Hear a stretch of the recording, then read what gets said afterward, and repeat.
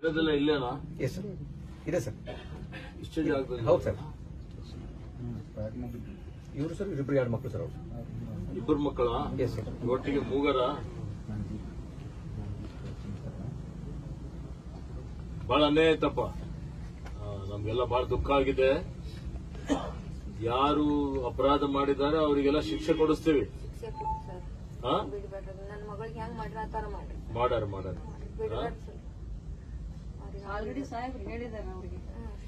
ಈಗಾಗಲೇ ಅವರಿಗೆಲ್ಲ ಬಂಧಿಸಿದ್ದಾರೆ.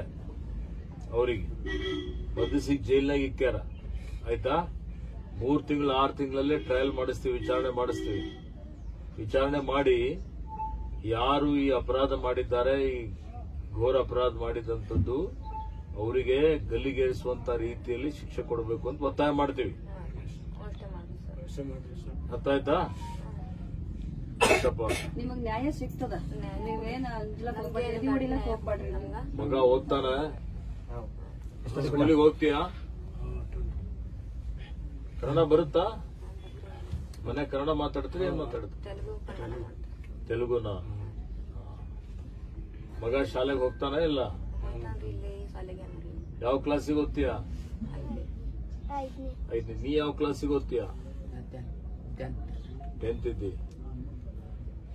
ಓದು ಚೆನ್ನಾಗಿ. ನಿನ್ ಮಗನಿಗೆ ಓದಿಸಿ ಏನೋ ನೌಕರಿ ಕೊಡಿಸ್ತೀವಿ. ತಿಳಿತಾ? ನೀನು ಮನೆ ವಿನೆಯನ್ನ ಕಟ್ಸ್ಕೊಡ್ತೀವಪ್ಪ. ಆರ್ಥಿಕವಾಗಿ ನಿಮ್ಗೆ ಒಂದು 5,000 ಸಾವಿರ ರೂಪಾಯಿ ತಿಂಗಳಿಗೆ ಪೆನ್ಷನ್ ಬರಂಗೂ ಮಾಡ್ತೀವಿ. ಮತ್ತೆ ಪರಿಹಾರ ಕೊಡ್ಲಿಕ್ಕೆ ಅಷ್ಟೇ. ಸಿಂಧು, ಅವನು ಯಾರು ಎಷ್ಟು ವರ್ಷ ಬಂದಿದ್ದಾನೆ? ಎಲ್ಲಿದ್ದಾನೆ? ನಿನ್ನೆ ಮೊನ್ನೆ ಬಂದು ಭೇಟಿ ಕೊಟ್ಟಿರಲಿ. ಇವರಿಗೆ ಪರಿಹಾರ ಕೊಡ್ಬೇಕಲ್ಲಪ್ಪ? ಯಾವಾಗ ತಗೊಂಡ್ಬರ್ಬೇಕಾಗಿತ್ತು? ನಾ ಭೇಟಿ ಕೊಡ್ತೀನಿ ಅಂತ ಗೊತ್ತಿಲ್ಲ. FIR ಕಾಪಿ ತಗೋಲಿಕ್ಕಾಗಲ್ಲ ನಿಮ್ಗೆ? ಇಲ್ಲೇ ಪೊಲೀಸ್ ಇಲ್ಲೇ ಅದ, ಅವ್ರ ಹತ್ರ FIR ಬೋರ್ಡ್ದಿಂದ ತಗೊಂಬದಿರುತ್ತಾ? ನೀ ಕತೆ ಹೇಳ್ಬೇಡ. ಅವಾಗಿನವಾಗ 4 ಲಕ್ಷ ಕೊಡ್ಬೇಕಂತಿದೆಯಲ್ಲ, ಯಾಕೆ ಕೊಟ್ಟಿಲ್ಲ ನೀನು? ಇವತ್ತು ಸಾಯಂಕಾಲ ತಂದು ಕೊಡಿ ಚೆಕ್. ಅರ್ಥ ಆಯ್ತಾ? ಆ ಮಗನ ವಿದ್ಯಾಭ್ಯಾಸದ ಮತ್ತು ಅವ್ರಿಗೆ ಪೆನ್ಷನ್ ಏನಿದೆ ಅಲ್ಲ ಅದೆಲ್ಲ ಮಾಡಿ. ನಾ ಹೇಳ್ಬೇಕೇನು ಇವೆಲ್ಲ? ಇವತ್ತು ನಾನು ಹೊಂಟಿದೆ ಅಂದ್ರೆ ಚೆಕ್ ತಗೊಂಡ್ಬರ್ಬೇಕಾಗಿತ್ತು.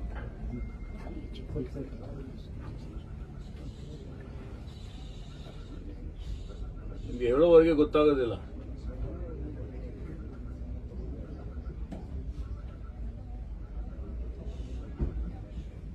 ಚಿಂತೆ ಮಾಡ್ಬೇಡ್ರಮ್ಮ, ಆಯ್ತಾ?